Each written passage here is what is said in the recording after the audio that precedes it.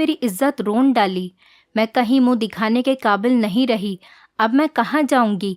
मेरा कोई सहारा भी नहीं है। इसने तो मुझे बर्बाद कर दिया है। किराए के पैसे लेने आया था और मुझे ही लूट लिया। मैंने रो रो कर ऐसा हंगामा मचाया था कि हर कोई मेरी हालत देखकर अपने आंसू रोक नहीं सका। मुझे बचपन से ही ड्रामा करने का बहुत शौक था और आज मैंने ऐसा ड्रामा किया था कि हर कोई मेरे झूठे ड्रामे में फंस गया था। पूरा मोहल्ला हमारे घर के बाहर इकट्ठा हो गया था। सबकी हमदर्दी मेरे साथ थी। हर कोई मेरे मकान मालिक को बद्दुआएं दे रहा था और मेरा मकान मालिक हर किसी को अपनी बेगुनाही बता रहा था। लेकिन वहाँ मौजूद लोगों में से किसी को भी इसकी बात पर भरोसा नहीं था। मैं एक जवान लड़की थी और मेरी हालत बहुत ख़राब थी, इसीलिए हर किसी की हमदर्दी भी मेरे ही साथ थी। मैं रोते रोते तिरछी निगाहों से अपने मकान मालिक को देख रही थी, जो अपने आप को इस भीड़ के गुस्से से बचाने की कोशिश कर रहा था। कुछ देर पहले ही वो किराया मांगने मेरे घर पर आया था और मैंने ऐसा ड्रामा किया था कि उसके पास अपनी इज्जत बचाने का कोई रास्ता बाकी नहीं रहा था। मेरा मकान मालिक एक बहुत शरीफ आदमी था, बस थोड़ा सा गुस्से का तेज था, लेकिन उसने कभी मुझ पर कोई गलत नज़र नहीं डाली थी। आज भी वो किराया मांगने आया तो मेरे ऊपर बहुत ज़्यादा गुस्सा करने लगा, क्योंकि हमारे ऊपर पिछले कई महीनों से किराया चढ़ा हुआ था और हमने दिया भी नहीं था। आज भी हमारे पास उसे देने के लिए पैसे नहीं थे, इसलिए मैंने बहुत सोच समझकर किराए से बचने के लिए ये खेल खेला था और झूठ बोलकर उसे अपने घर के अंदर लेकर आ गई कि आज मैं उसे आधा किराया दे दूंगी। पहले तो वो मुझसे मना करने लगा, लेकिन मैंने उसे ज़बरदस्ती अंदर बुला लिया। मैंने उससे कहा कि गर्मी बहुत है, आप इतनी दूर से चलकर आ रहे हैं, अंदर आ जाइए, मैं आपको ठंडा शरबत पिला दूंगी। उसे पता नहीं था कि मेरी माँ मेरे घर में नहीं है और इस वक्त मैं घर पर अकेली हूँ। वो बेचारा तो अनजाने में ही मार खा गया। मेरे बार बार कहने पर वो घर के अंदर आ गया और मैंने मौका देखकर बिस्तर पर बिछी चादर को खींचकर नीचे फेंका, अपने बालों को नोचा और फिर बहुत तेज़ी के साथ अपने कपड़ों और आस्तीन को फाड़ दिया। मैंने खुद ही अपने हाथों से अपने कंधे को इतनी ज़ोर से दबाया था कि उंगलियों के निशान पड़ गए थे। मैंने ये सब कुछ इतनी चालाकी से और इतनी जल्दी में किया था कि मेरे सामने खड़ा मेरा 30 साल का मकान मालिक हक्का बक्का रह गया था। उसके तो दिमाग में भी ऐसा कुछ नहीं होगा कि मैं इतनी घटिया हरकत करूँगी। मैंने उसे पैसे देने के बजाय अपने घर और अपने आप को बिखेर दिया था, क्योंकि मुझे लगा था कि इस तरह हमारी इससे जान छूट जाएगी और वो डर की वजह से दोबारा हमारे घर पर किराया मांगने नहीं आएगा। इस तरीके से हमारा सारा किराया माफ़ हो जाएगा। मेरी इस हरकत से वो इतना ज़्यादा डर गया था और हैरानी से मुझसे पूछ रहा था कि ये तुम क्या कर रही हो।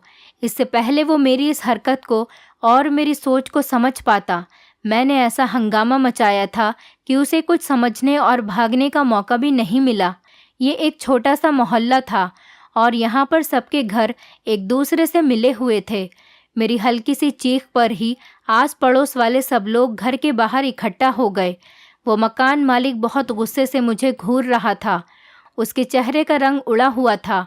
उसने तो कभी सपने में भी नहीं सोचा होगा कि मैं कोई ऐसी वैसी हरकत करूँगी, और अब जब वो समझ चुका था कि मैंने उसके साथ क्या किया है, तो वो मुझे धमकाने लगा कि अगर मैंने शोर बंद नहीं किया तो वो मुझे इस घर से हमेशा के लिए धक्के मारकर निकाल देगा।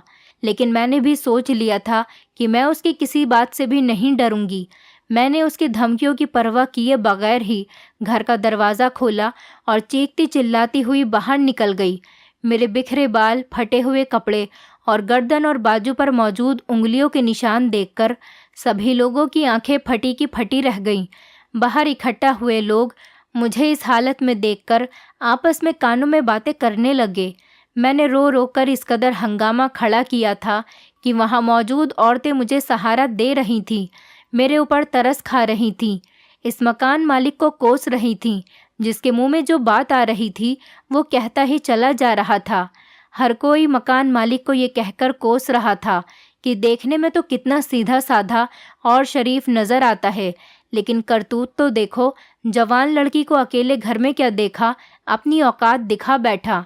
माना कि ये लोग गरीब हैं, کرایہ نہیں دے سکتے، لیکن اس کا مطلب یہ نہیں ہے کہ کوئی بھی درندہ ہماری بچیوں کی عزت لوٹ لے گا۔ یہ لڑکی صرف اپنی ماں کی نہیں بلکہ ہمارے محلے کی بھی بچی ہے، اور مکان مالک کی یہ گھٹیا حرکت پر ہم لوگ چپ نہیں بیٹھیں گے۔ پورا محلہ ہی میرا ہمدرد بن کر کھڑا تھا۔ یہ سب وہی لوگ تھے جنہوں نے ہماری غریبی کا کبھی احساس نہیں کیا تھا، اور نہ ہی کبھی ہمارے گھر ہونے والے فاقوں کا۔ اس سے پہلے ہمیں کوئی پوچھتا بھی نہیں تھا، لیکن اب اس تماشے میں سب برابر کا حصہ لے رہے تھے۔ کچھ لوگ تو آگ میں گھی ڈالنے کا کام کر رہے تھے اور مکان مالک پر چڑھ چڑھ کر حملہ کرنے کی کوشش کر رہے تھے۔ اس ہنگامے کے بیچ میری ماں بھی بازار سے لوٹ کر آ گئی، اور وہ یہ سب منظر دیکھ کر حیران رہ گئی اور خوب زور زور سے رونے لگی۔ اماں کو پتہ نہیں تھا کہ میں نے یہ ڈرامہ کیا ہے۔ اماں بھی دوسروں کی طرح مکان مالک کو ہی غلط سمجھ رہی تھی، اور محلے والوں نے جب میری اماں کی ایسی حالت دیکھی تو مکان مالک کو غصے میں کہنے لگے کہ تو نے اس لڑکی کی عزت پر ہاتھ ڈالا ہے، اب اس بیچاری کو کون اپنائے گا؟ یہ تو ساری زندگی اپنی ماں پر بوجھ بن جائے گی۔ تجھے تیرے کیے کی سزا ملنی ہی چاہیے، اس لیے اب تو اس لڑکی سے شادی کرے گا اور یہ گھر بھی اس کے نام کرے گا، ورنہ ہم تیرا اس محلے میں قدم رکھنا بھی مشکل کر دیں گے اور پولیس میں بھی تیرے خلاف رپورٹ لکھوا دیں گے۔ مکان مالک نے سب کو بہت سمجھانے کی کوشش کی کہ اس نے کچھ نہیں کیا ہے، وہ ایک شریف شادی شدہ آدمی ہے، لیکن اس کی بات پر کسی نے بھروسہ نہیں کیا، اور سب نے مل کر اس پر اس قدر دباؤ ڈالا کہ وہ راضی ہو گیا۔ لیکن اس سارے ڈرامے میں نے اس نکاح کے بارے میں نہیں سوچا تھا۔ میں نے تو صرف یہی سوچا تھا کہ میں اسے بدنام کروا کر اس محلے سے نکلوا دوں گی، اور پھر وہ خود ہی ڈر کی وجہ سے کبھی اس گھر کا رخ نہیں کرے گا۔ لیکن محلے والوں نے تو ہمارے نکاح کا شور کھڑا کر دیا تھا، جبکہ مجھے اچھے طریقے سے پتا تھا کہ وہ مکان مالک ایک شادی شدہ آدمی ہے۔ پھر میں کیسے اس کے ساتھ نکاح کر سکتی تھی؟ اور نکاح کے بعد تو نہ جانے وہ میرے ساتھ کیا سلوک کرتا۔ اسی لیے میں نے اس نکاح سے منع کرنا چاہا، لیکن وہاں پر جتنی بھی عورتیں کھڑی تھیں سب مل کر مجھے سمجھانے لگیں، کہنے لگیں کہ اب تمہیں کوئی نہیں اپنائے گا، تمہارا آنے والا کل برباد ہو جائے گا، اب تم کسی کو کیسے منہ دکھاؤ گی، لوگ تمہیں طعنے دیں گے، اسی لیے بہتر ہے کہ تم اس کے ساتھ شادی کر لو۔ میرا کھیل مجھ پر ہی بھاری پڑ گیا تھا۔ میری اماں بھی مجھے سمجھانے لگی کہ جو کچھ ہو چکا ہے اسے بھول جاؤ، مکان مالک ایک اچھا آدمی ہے، وقتی طور پر شاید شیطان کے بہکاوے میں آ گیا ہوگا، تم اس سے اسی وقت شادی کر لو، تمہاری زندگی سنور جائے گی۔ ویسے بھی ہم اتنے غریب ہیں اور تمہارے سر پر باپ کا سایہ بھی نہیں ہے، بھلا تم سے کون شادی کرے گا؟ اور پھر سب لوگوں نے مل کر مجھے اس نکاح کے لیے مجبور کر دیا۔ اتنے لوگوں کی موجودگی میں زبردستی ہم دونوں کو نکاح کرنا پڑا، اور مکان مالک کو حق مہر میں یہ گھر بھی میرے نام لکھنا پڑا، جس گھر کے کرائے کے لیے وہ اتنا ہنگامہ کھڑا کیا کرتا تھا۔ اپنی اس جیت کے لیے میں دل ہی دل میں بہت خوش ہو رہی تھی۔ میں سوچ رہی تھی کہ میرا پلان کامیاب ہو گیا، اور اب تو یہ گھر بھی میرے نام ہو گیا، اب ہمیں اس گھر کا کرایہ دینا نہیں پڑے گا۔ لیکن دوسری طرف اس نکاح نے مجھے پریشان کر رکھا تھا۔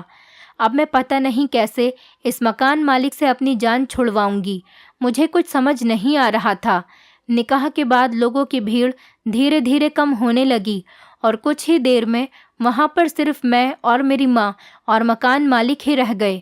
مجھے لگا تھا کہ وہ مکان مالک مجھے کوسے گا اور مجھے برا بھلا کہے گا اور وہاں سے چلا جائے گا، لیکن سب کچھ الٹا ہو رہا تھا۔ مکان مالک نے میری ماں کی طرف دیکھا اور کہنے لگا، اب آپ کی بیٹی میری بیوی ہے، اسی لیے آج سے یہ اس گھر میں نہیں رہے گی، میں اسے اپنے گھر لے کر جا رہا ہوں۔ مکان مالک کی یہ بات سن کر میرے ہوش ہی اڑ گئے۔ میں نے سوچا بھی نہیں تھا کہ اب اس سے آگے میرے ساتھ کیا ہوگا۔ مجھے اس بات کا بھی اندازہ نہیں تھا کہ وہ ابھی مجھے اپنے ساتھ لے جانے کی بات کرے گا، جبکہ وہ پہلے سے شادی شدہ بھی تھا۔ اس کے گھر میں اس کی بیوی پہلے سے ہی تھی، لیکن اس نے میری کلائی کو زور سے پکڑا اور میرے 1000 بار منع کرنے کے بعد بھی میری ماں سے کہا، آج سے آپ کی بیٹی آپ کے گھر سے رخصت ہوئی، اب یہ میری ذمہ داری ہے اور میرے ساتھ ہی رہے گی، اور یہ گھر آج سے آپ کا ہے، آپ اس میں چین سکون سے رہیے، آج کے بعد میں آپ سے کرایہ مانگنے بھی نہیں آؤں گا۔ وہ آدمی مجھے غصے میں کھینچتا ہوا اپنی گاڑی میں بیٹھا کر اپنے گھر لے آیا۔ اس کے ساتھ اکیلے گاڑی میں بیٹھتے ہی میرے ہاتھ پیر کپ کپانے لگے، کیونکہ اب نہ ہی میری ماں میرے ساتھ تھی اور نہ ہی محلے والے۔ آگے پتہ نہیں میرے ساتھ کیا ہونا تھا۔ اب جو کچھ بھی یہ آدمی میرے ساتھ کرتا وہ مجھے اکیلے ہی جھیلنا تھا۔ میں نہیں جانتی تھی کہ وہ مجھے کہاں لے کر جا رہا ہے۔ مکان مالک کی آنکھوں میں غصہ اور نفرت دیکھ کر میری تو جان نکل رہی تھی۔ 1 گھنٹے کے سفر کے بعد گاڑی ایک چھوٹے سے مکان کے آگے رک گئی۔ وہ مجھے گاڑی سے زبردستی اتار کر گھر کے اندر لے گیا اور ایک کمرے میں لے جا کر مجھے پٹک دیا۔ مجھے ایسا لگ رہا تھا جیسے قیامت آنے والی ہو۔ اب میں اس کی بیوی تھی اور وہ مجھ پر پورا حق رکھتا تھا۔ وہ میرے ساتھ کچھ بھی کر سکتا تھا۔ پتہ نہیں وہ میرے ساتھ کیسا سلوک کرتا۔ یہاں تو کوئی مجھے بچانے والا بھی نہیں تھا، لیکن اس وقت وہ مجھ سے بنا کچھ کہے کمرے سے باہر چلا گیا۔ میں نے بہت چالاکی سے جو تماشا کھڑا کیا تھا وہ ختم ہو چکا تھا اور اب مجھے ڈر لگ رہا تھا، پتہ نہیں آگے میرے ساتھ کیا ہونے والا تھا۔ میں اپنے کھڑے کیے تماشے پر ہی پچھتا رہی تھی۔ یہی سب باتیں سوچ کر میں رونے لگی۔ ابھی مجھے روتے روتے تھوڑی ہی دیر ہوئی تھی کہ کمرے کا دروازہ کھلا اور ایک بہت خوبصورت جوان لڑکی میرے کمرے میں آ گئی۔ وہ اتنی خوبصورت اور گوری تھی، میں اسے دیکھتی کہ دیکھتی رہ گئی۔ میں پہلی نظر میں ہی اسے پہچان گئی تھی کہ وہ میرے مکان مالک کی پہلی بیوی ہے۔ اسے دیکھتے ہی فوراً میرے دماغ میں یہ بات آئی، جس آدمی کی پہلی بیوی اتنی خوبصورت اور حسین ہو، وہ مجھ جیسی لڑکی پر کیوں نظر ڈالے گا؟ جیسے جیسے وہ لڑکی میرے قریب آنے لگی، میرے ہوش اڑنے لگے۔ مجھے ڈر لگ رہا تھا کہ پتہ نہیں وہ میرے ساتھ کیا سلوک کرے گی، کیونکہ کوئی بھی عورت اپنے شوہر کو کسی دوسری عورت کے ساتھ نہیں بانٹ سکتی، اور جس طرح آج ہمارا نکاح ہوا تھا اس کے بعد تو مجھے اس لڑکی سے کسی بھی اچھائی کی امید نہیں تھی۔ شاید اس کے شوہر نے اسے میری سچائی بتا دی ہو، شاید وہ جانتی ہو کہ میں نے کس طرح اس کے شوہر پر جھوٹا الزام لگا کر اسے پھنسایا ہے اور پورے محلے کے سامنے اسے بے عزت کیا ہے۔ اب شاید یہ مجھ سے اس سب کا بدلہ ضرور لے گی۔ اگر سچ میں اسے یہ سب کچھ پتہ ہوگا تو پتہ نہیں وہ میرے ساتھ کیا کر بیٹھے گی۔ وہ مجھے بہت گھور گھور کر دیکھ رہی تھی۔ ایسا لگ رہا تھا جیسے وہ مجھ میں کچھ تلاش کر رہی ہو۔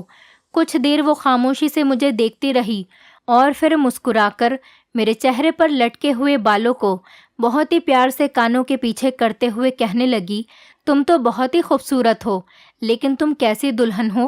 تم تو تیار بھی نہیں ہوئی ہو، تم نے تو شادی والا لہنگا بھی نہیں پہنا۔ کیا تم اپنی شادی کی رات سجنا سورنا نہیں چاہتی ہو؟ اس کی بات سن کر میں نے گھبرا کر اس کے چہرے کی طرف دیکھا۔ اس کے بات کرنے میں نہ ہی کوئی چبھن تھی اور نہ ہی کوئی تانا، بلکہ اس کے چہرے پر تو ہلکی ہلکی مسکراہٹ تھی۔ اس کی یہی مسکراہٹ مجھے بہت زیادہ حیران کر رہی تھی۔ اس کی نظر میری خالی کلائیوں پر پڑی تو اس نے جھٹ سے اپنے ہاتھوں سے اپنے کنگن اتارے اور میرے ہاتھوں میں پہنا دیے۔ میں بہت زیادہ حیرت سے اس سارے منظر کو دیکھ رہی تھی کہ میں اس کی سوتن تھی اور وہ کیسے میرے ساتھ ایسے محبت سے باتیں کر رہی تھی، اور وہ بھی اس طرح کے نکاح پر۔ لیکن وہ تو بہت ہی محبت سے بات کر رہی تھی۔ تھوڑی دیر وہ میرے پاس بیٹھی رہی اور مجھ سے باتیں کرتی رہی۔ اس کی باتوں میں محبت کی چاشنی گھلی ہوئی تھی۔ اس نے مجھ سے کوئی بھی ایسی بات نہیں کی تھی جس سے مجھے ایسا لگے کہ وہ مجھ سے نفرت کرتی ہے، اور نہ ہی کوئی دشمنی کی بات کی تھی، بلکہ وہ تو برابر مسکراتی ہی چلی جا رہی تھی۔ اس کی محبت بھری باتوں نے مجھے کچھ حوصلہ دیا تھا، اور میں نے ڈرتے ڈرتے اس سے کہا کہ مجھے عدنان سے بہت ڈر لگ رہا ہے، پتہ نہیں وہ میرے ساتھ کیسا سلوک کریں گے۔ جانے انجانے میں مجھ سے جو خطا ہوئی ہے، میں جانتی ہوں وہ بہت بڑی غلطی ہے، لیکن غریبی نے مجھے یہ غلط قدم اٹھانے پر مجبور کیا تھا۔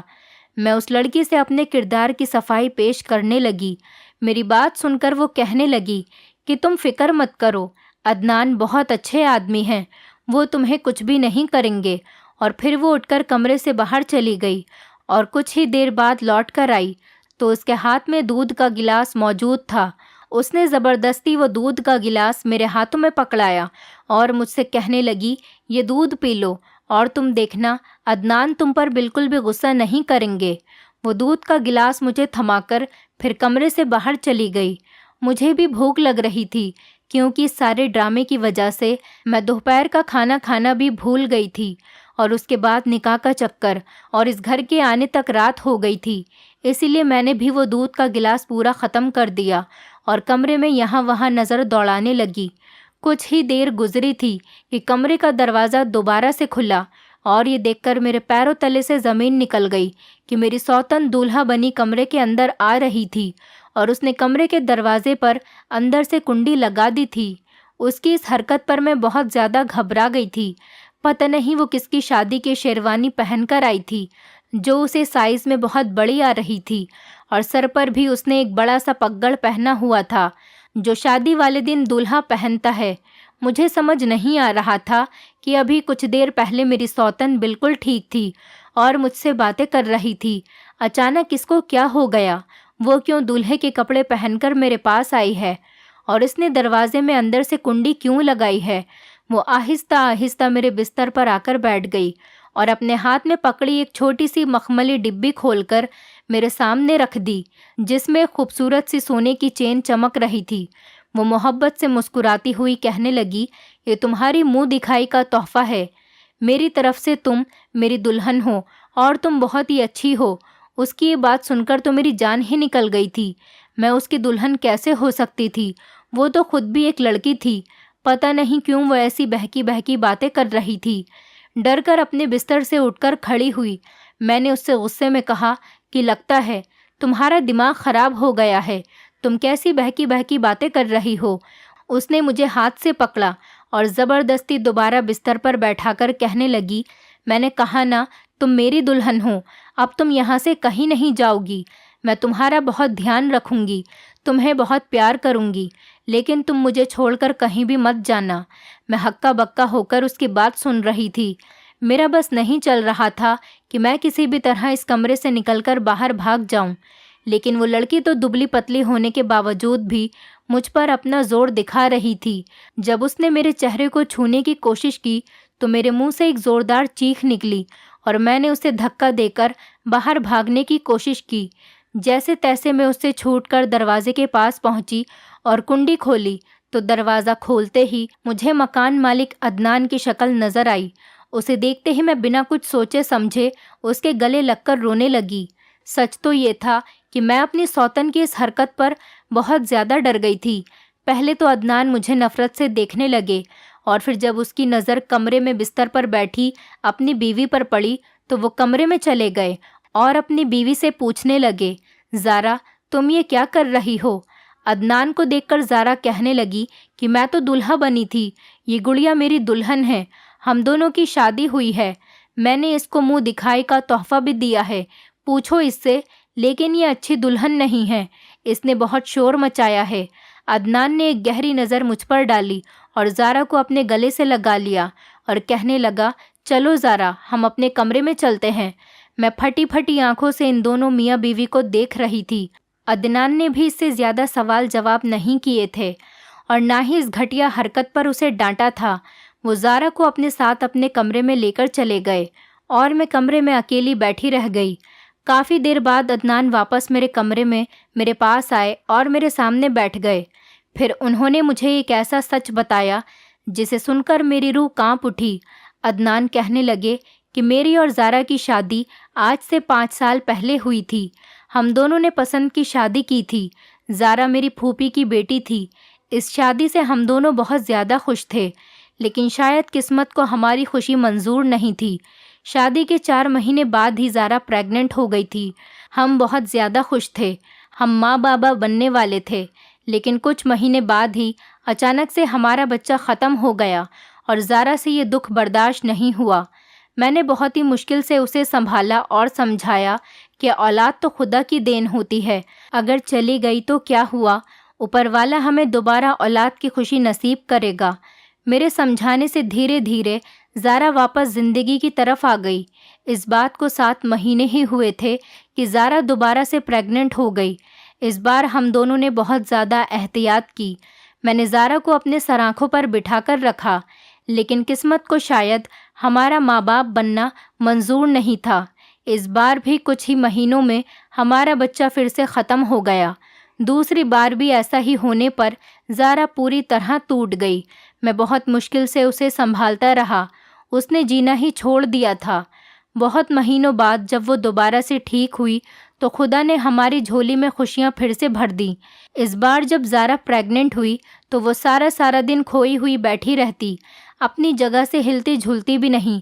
اسے ڈر لگتا تھا کہ کہیں ہمارے بچے کو کچھ نہ ہو جائے، لیکن کہتے ہیں نا کہ قسمت کے آگے کس کی چلتی ہے، ہمارے ساتھ بھی ایسا ہی ہوا۔ اس بار زارا نے ایک صحت مند بچے کو جنم تو دے دیا، لیکن وہ بچہ 2 ہفتے سے زیادہ ہمارے گھر میں نہیں رہ سکا اور اس کا انتقال ہو گیا۔ اس کی موت نے زارا کو اس قدر توڑ کر رکھ دیا کہ اس کی دماغی حالت خراب ہو گئی اور پوری طرح سے پاگل ہو گئی۔ کبھی وہ چھوٹے بچوں کی طرح کھیلنا کودنا شروع کر دیتی تو کبھی دلہن بن کر بیٹھ جاتی، کبھی خود کو دولہے کی طرح تیار کر کے دولہا بن جاتی تو کبھی پاگلوں کی طرح چیخنے چلانے لگتی۔ پہلے میرے پاس پیسوں کی کوئی کمی نہیں تھی، میرے پاس اپنی بہت زیادہ زمین اور جائیداد تھیں، لیکن آہستہ آہستہ زارا کے علاج کے پیچھے سب کچھ ختم ہوتا چلا گیا اور میرے پاس کچھ بھی نہیں بچا۔ اب اس حالت میں زارا کو اکیلا نہیں چھوڑنا چاہتا تھا، اسی لیے میں نے اپنے کاروبار سے اپنا دھیان ہٹا لیا اور اپنا سارا دھیان اور وقت زارا کو دینے لگا، اور پھر سب کچھ برباد ہوتا چلا گیا۔ اب بات یہاں تک آ گئی کہ میرا سب کچھ بک گیا۔ ایک وہی گھر بچ گیا تھا جس میں تم اور تمہاری ماں کرائے پر رہتے تھے۔ مجبوراً مجھے کرائے کے لیے تم لوگوں کو مجبور کرنا پڑتا تھا، کیونکہ سائیکیٹرسٹ نے کہا تھا زارا کے علاج پر بہت زیادہ پیسہ خرچ ہو رہا تھا اور میرے پاس اتنے پیسے نہیں تھے، اسی لیے نہ چاہتے ہوئے بھی میں بار بار تم لوگوں کے دروازے پر کرایہ مانگنے آتا۔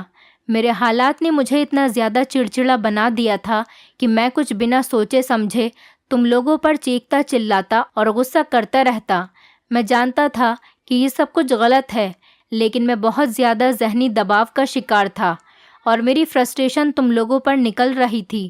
اپنی جان سے زیادہ پیاری بیوی کا اس طرح پاگل ہونا اور ایک کے بعد ایک 3 بچوں کو کھو دینا میرے لیے بھی ایک بہت بڑا صدمہ تھا۔ فرق صرف اتنا تھا کہ زارا اپنے آپ کو نہیں سنبھال سکی اور وہ دماغی بیمار ہو گئی، لیکن میں نے خود کو سنبھال لیا۔ میں دن رات زارا کے علاج کے لیے پریشان رہتا۔ اب میرا کاروبار بھی بالکل ختم ہو گیا تھا، سب کچھ بکھر گیا تھا۔ مجھے سمجھ میں نہیں آتا کہ میں کیا کروں۔ آج زارا کا ڈاکٹر کے پاس اپائنٹمنٹ ہے اور میرے پاس پیسے نہیں تھے، اسی لیے میں آج تمہارے گھر آیا تھا۔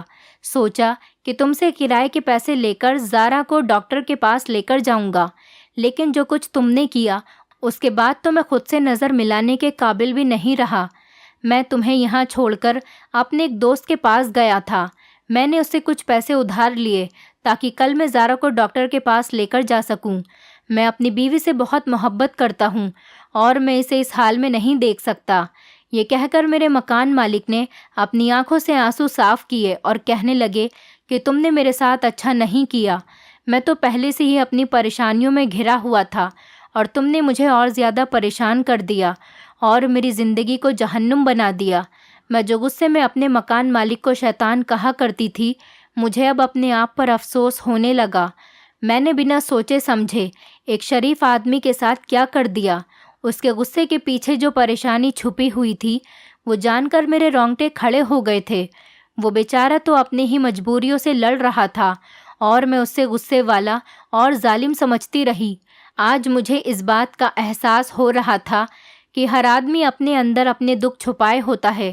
ہم انسانوں کو ان کے رویے سے جج کرتے ہیں، جبکہ سچ تو یہ ہے کہ ہمیں ان کے اندر جھانکنا چاہیے۔ عدنان کا سچ جان کر میں ان کے پیروں میں بیٹھ گئی اور اپنے گناہ کی معافی مانگنے لگی۔ عدنان نے ایک نظر مجھے دیکھا اور پھر مجھے معاف کر دیا۔ انہیں بھی اس بات کا احساس تھا کہ میں اور میری ماں کن حالاتوں سے گزر رہے ہیں۔ میں نے عدنان سے وعدہ کیا کہ آج کے بعد میں زارا کا خیال رکھوں گی۔ اسے ڈاکٹر کے پاس لے جانا ہوگا تو میں خود لے کر جاؤں گی۔ آج کے بعد زارا کے سارے کام میری ذمہ داری ہیں۔ آپ اپنے کام پر اور اپنے کاروبار پر دھیان دے سکتے ہیں۔ شاید اس طرح ہماری زندگی اچھی ہو جائے گی اور میری غلطی کو معاف کر دیں۔ میری بات سن کر عدنان کی آنکھوں میں چمک آ گئی۔ انہیں بھی زندگی کو آسان کرنے کا ایک راستہ دکھائی دینے لگا۔ اگلے ہی دن سے میں نے زارا کی ساری ذمہ داری اٹھانی شروع کر دی۔ کبھی وہ میرے ساتھ دلہن بن جاتی تو کبھی دولہا، کبھی میرا ہاتھ پکڑ کر بچوں کی طرح گول گول گھومنے لگتی تو کبھی بلا وجہ بیٹھے بیٹھے ہی ناچنے لگتی۔ میں بھی پابندی سے اسے وقت پر دوائی دیتی رہی اور وقت کے ساتھ ساتھ وہ بھی پہلے سے بہتر ہوتی جا رہی تھی، اور اس بات سے عدنان بھی بہت خوش ہیں کہ زندگی دھیرے دھیرے سیدھے راستے پر آ رہی ہے۔